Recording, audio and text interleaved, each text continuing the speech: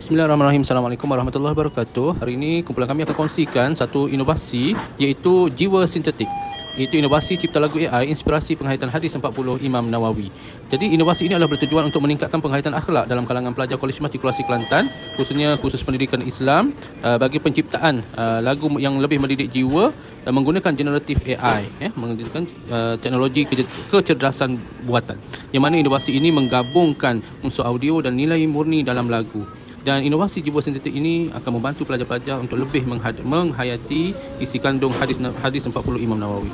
Baik, bagaimana ia berfungsi? Okey, ia bermula dengan menggunakan aplikasi ChatGPT di mana pelajar akan buka link untuk membina lirik-lirik lagu berdasarkan modul hadis 40 Imam Nawawi KPM. Kemudian daripada lirik yang dihasilkan, pelajar akan murnikan dan kemudian pelajar akan kita akan gunakan pula aplikasi yang kedua iaitu Suno AI.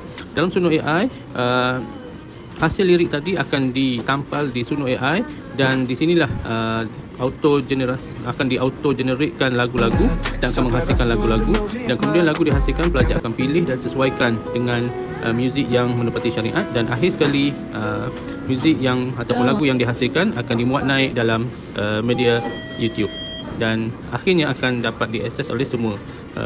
Kelebihan inovasi ini itu memudahkan pemahaman maksud hadis. Yang kedua, penyampaian ilmu hadis dengan cara yang lebih santai dan menarik. Yang ketiga, lagu-lagu ini sebenarnya boleh menyemarakkan semula kesedaran terhadap sunnah Nabi SAW. Dan yang ketiga, ini adalah lagu yang lebih mendidik jiwa dan juga emosi. Dan kita lihat dalam dunia hiburan yang hari ini yang penuh kekosongan, jadi adanya lagu-lagu berunsurkan hadis ini memberi pilihan hiburan dari sudut membina kerohanian dan ilmiah, khususnya untuk anak-anak muda Muslim. Jadi kelebihan ataupun potensi komersialnya dari sudut platform pembelajaran digital, jiwa sintetik akan dimuat naik dalam YouTube. Platform media sosial pula, lagu jiwa-jiwa sintetik ini akan dijadikan lagu latar di media sosial seperti TikTok. Aplikasi muzik, untuk potensi akan datang, dia boleh dimuat naik dalam aplikasi muzik seperti di Spotify ataupun Weezer. Dan industri muzik yang mendidik jiwa seperti nasyid dan juga industri muzik halal akan lebih semarak.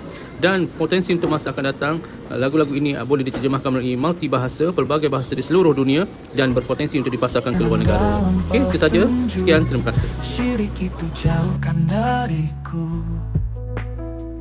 Jangan pernah engkau ragukan, cahaya iman bawa terang. Syirik dosa terbesar dalam dunia yang fana. Langit biru saksikan kita, jangan biarkan hati gelap. Syirik dosa tak termaafkan, jangan berpaling dari jalannya.